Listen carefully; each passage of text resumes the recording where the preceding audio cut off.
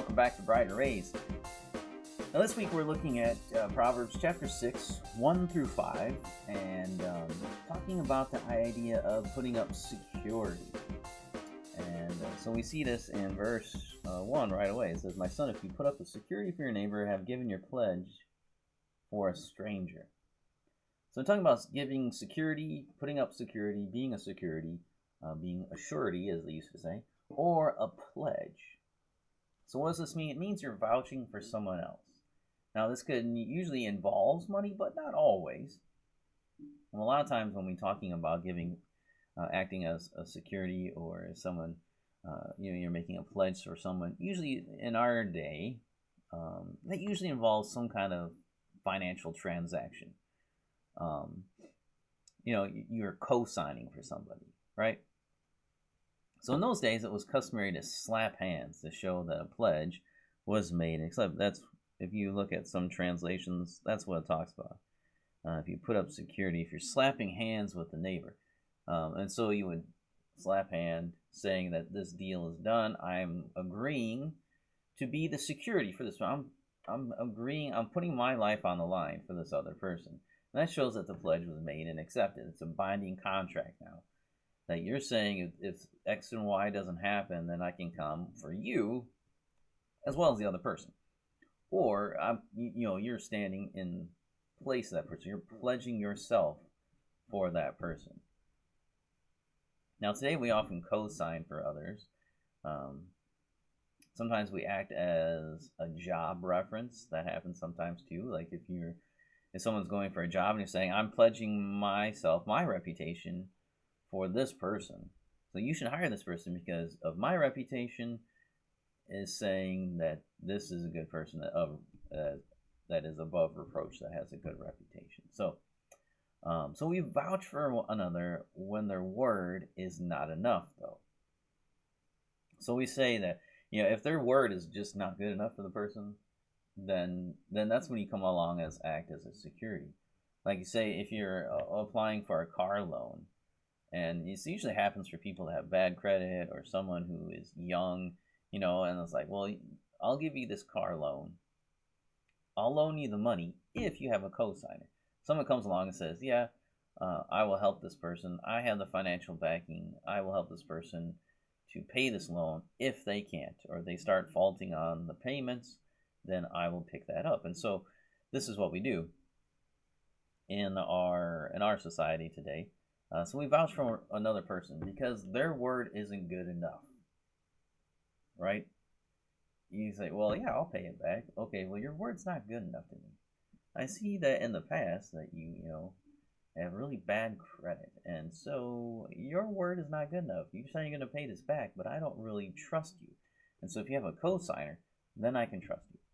Or like someone signing, a lease on an apartment or something like that. It's the same kind of thing. If you need a co-signer, someone else to vouch for you, then they're not really trusting your word. And it's the same thing with when you're going for a job and you're applying for, you need a job reference. And so like they're not trusting your word. They want the word of somebody else. Like they're not going to fully trust you and what you're saying. And so they need that other person. So if it's not enough, that's usually when we need to have someone act as security for us, to act as a pledge for us, to be our reference, right? So we get the idea, right? We understand what he's talking about here, being put up for security. Like it says, usually it's money involved, but not always has to be. But you're just vouching for someone else and standing up and saying, if they don't, I understand their word's not good enough, but will you accept them if I add my word to it? And together, is that good enough for you to do whatever the transaction or agreement you're trying to make here? There is an example of this in Genesis chapter 43. Just give you one example. This is with Joseph's brothers. And remember, Joseph, at this point, Joseph is in Egypt. He's acting as second in command with the Pharaoh. And his brother's gone there. They've gone to buy grain and stuff like that. And then Joseph recognizes his brothers, but then he keeps, Joseph wants to see his brother Benjamin because they didn't bring him along with. And so the story goes, and obviously they keep one of the other he keeps one of the other brothers as a down payment as a security so that they would come back and bring Benjamin. And so there's already the idea of security being made. Like, yeah, I'll take. Well, actually, he takes him as like he makes him his security. He doesn't actually offer himself as security at that point. He takes one of the brothers basically and says, "Well, he stays here until you bring Benjamin back." It wasn't really a voluntary kind of thing. But anyway, we get to chapter 43 of Genesis, and so you see here, so the story begins. Now the famine was severe in the land, and when they had eaten the grain that they had brought from Egypt, their father said to them, "Go again, buy us a little food." So you have that they're back now, and so now they need more food because they ate everything, and there's still famine going on, and they still have their brothers sitting there. He's still back in Egypt, which is kind of crazy to think about. Like, yeah, he's still there. But that's what happens.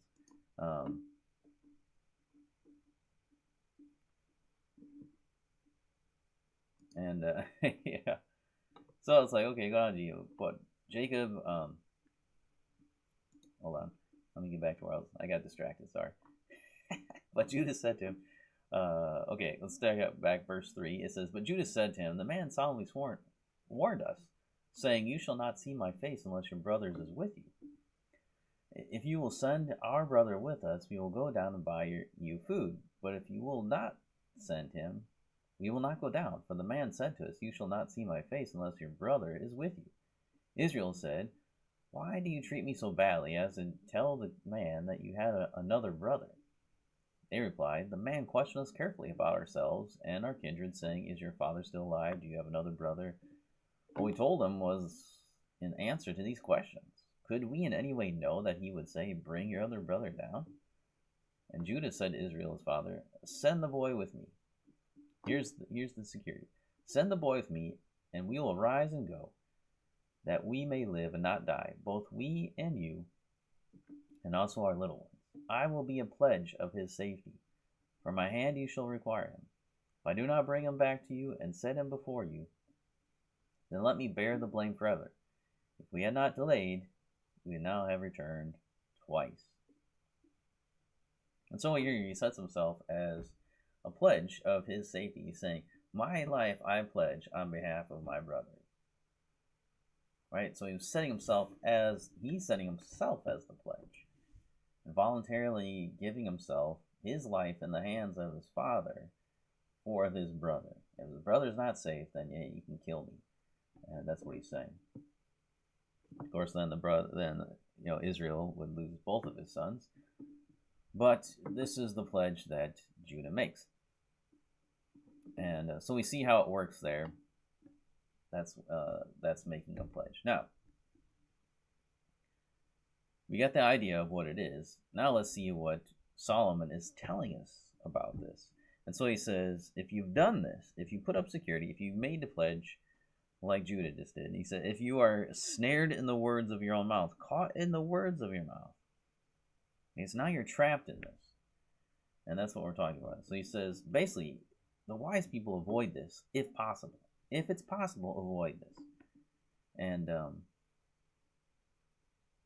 we see this in other places in Proverbs too, like Proverbs 11:15, which says, "Whoever puts up security for a stranger will suffer harm, but he who hates striking hands in pledge is secure." So here you have the idea of striking hands again. In pledge is secure. If you hate that, if you don't want to do that, if you avoid this, is what he's saying, then you'll be fine. You won't get snared in these words. Because you're saying, yes, I will do this. And how you get snared is if the deal goes bad, right? Now you're trapped. Now you're stuck because if you co-sign for someone on a loan for a car.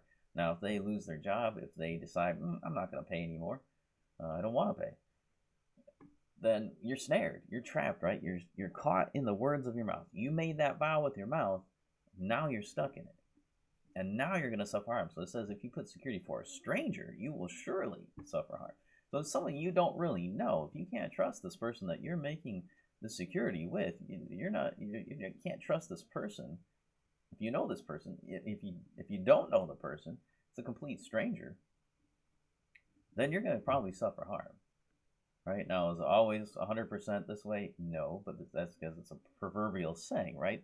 Chances are, all things considered equal, you know, you will probably suffer harm if you put up security for a stranger. If you just some guy on the street comes up to you and says, "Hey, will you give me about $500? I'll give you the money back. Don't worry.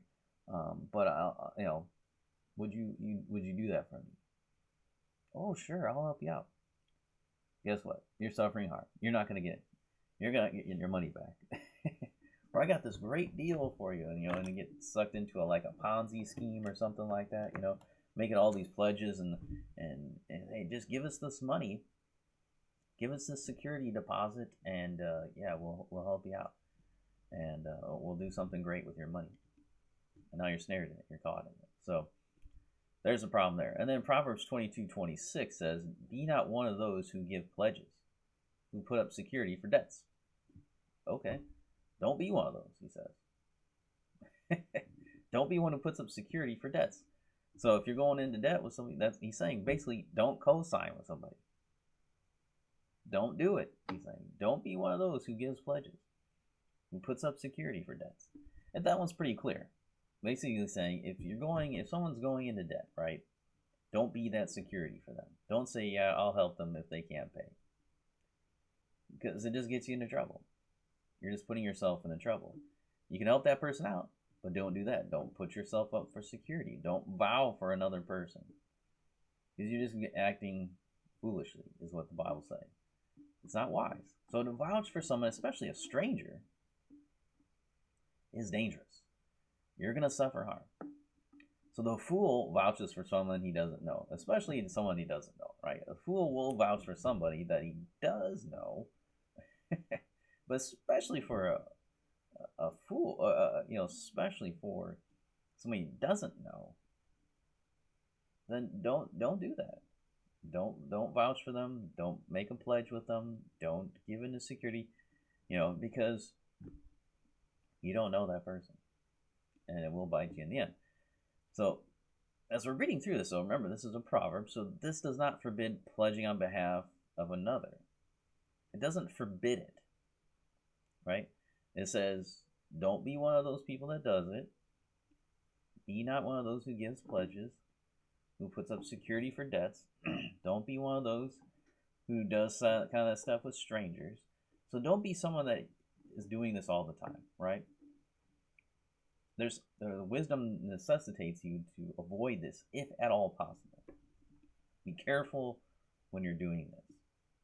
If you're giving job references for everybody under the sun, and then the people you're recommending turn out to are horrible people, or just mean, or lazy workers and everything else like that. Someone at your workplace, especially if you're like a supervisor, a manager, somebody up higher, and you don't really know this person that's under you, and yeah, they did an okay job, or maybe it's someone that is in a different part, but you're managing over the department. You didn't really have interaction with this person, and they come to you and say, "Hey, can you give me a recommendation?" It's like, I don't really know who you are, so I can't really do that. That's where our response should be. So it doesn't really forbid it, but definitely is warning us. Like, if you're going to do this, don't be one of these people that's always giving, pledges for people. But there are other instances in the Bible where it does. I mean, was it wrong for Judah to do that? We can debate that. But it requires that we know for certain who we're vouching for. What is the character of this person? Especially, if this guy's a stranger, then yeah, definitely don't do it. But you should know who you're vouching for. If you're going to stand up and say, yes, this is a good guy, I will support this person. If we're talking about, the idea of having elders or deacons, you want other people to vouch for you. You should be above reproach. So if someone else, you talk to someone and say, hey, is this person good or not? Okay, yeah. But when it comes to like co-signing and stuff like that, Like, you need to know the person, the character of the person that you're doing that with, because you're linking arms with that person. Now you're yoked together, and to use the New Testament phrase, don't be yoked together with unequal yoke. You have an equal yoke. So if that person, if you're saying I'm going to do this, that person should also be willing to do that. But there's always a chance that you can get snared in your own words, because you think you might know that person, but they could turn on you. So this also requires that we know who we are making the pledge to. What sort of person am I dealing with? Again, there's a lot to do. If you're going to make this kind of agreement, then you should know who that person is you're pledging to, because they might turn on you too, and then you're snared in your own words. They might change the deal on you, and now what are you going to do? Because you pledged, and now you're going to have to fight with that person. And so you need to know, we need to know what we're doing, right? And so it says, if you're snared in your words of your mouth, caught in the words of your mouth, then do this, he says. Right? Then do this. So what do we do? What did I do? Pledging is easy to do. Right? Because we talk about, let's just slap hands. Done. You shake hands, you sign a piece of paper. Up front, it doesn't really cost you anything. Usually that's how it works, right? You're signing your name. Oh yeah, I agree to co-sign with this person. So you're signing your name. It doesn't really cost you anything. And that's the danger of it too. If you're just slapping hands, shaking hands, yeah, I'll do this. If that person doesn't pay, yeah, don't worry, I'll cover it, no problem. Right? That's the danger. It's easy to do. It's easy to co-sign. It's easy to do some of the stuff. It's easy to put your pledge. It's easy to give someone a reference that you have no idea and just make stuff up, right? People do that all the time.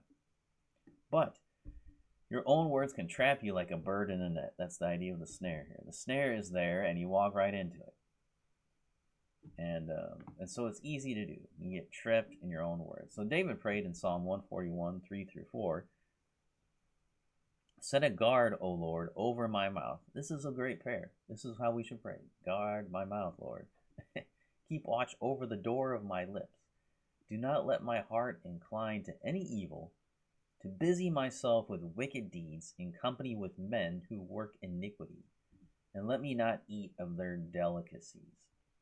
So we see here the temptation, right? Just to open the door of your mouth and just let whatever's in there flow out. And don't let my heart incline to any evil. Don't let me go. Don't let me be tempted by evil, to busy myself with wickedness, to make my dealings wicked. To do it in company of men who work evil. They work iniquity. Keep me away from that, Lord. And don't let me get tempted by their delicacy. By, look at this. You can get a brand new car if you just, come on, can you help me out? I'll be able to drive you around. I'll be able to do all this stuff. Car one is easy to do. It's like, yeah, I'll help you out. I'll give you rides and all this kind of stuff. And it's like, Lord, don't let me eat of their delicacies. That's the temptation, right? Just sign for this. Just give me, $5,000 right now, and I promise you, you'll get your money back and more. 20 times, 100 times more. I just need your money now. Just pledge this to me, and I guarantee you'll have that. Just put this down and it'll work. That's the problem, right? That is the problem. That's the snare, because you're thinking of what you could have, but you don't actually have it. You're like, oh Lord, let me eat of this delicacy. Nope, don't go with it. Don't let your heart incline to that evil. And so we see what Solomon is warning us here. There is that temptation there, because it's easy to enter into, to put up security for your neighbor, to give pledge for a stranger.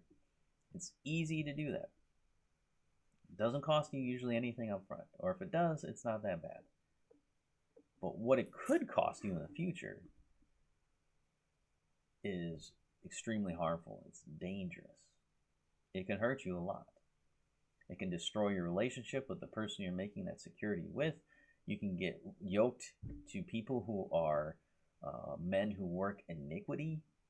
And so now you're connected to those people, whether you realize it or not. But that's how you got snared in your own words. You did it too rashly. So there's this idea of being conscious of what you're doing, and don't enter into this. Be one who's like, I hate this kind of stuff. I don't want to get involved in it. That's good, right?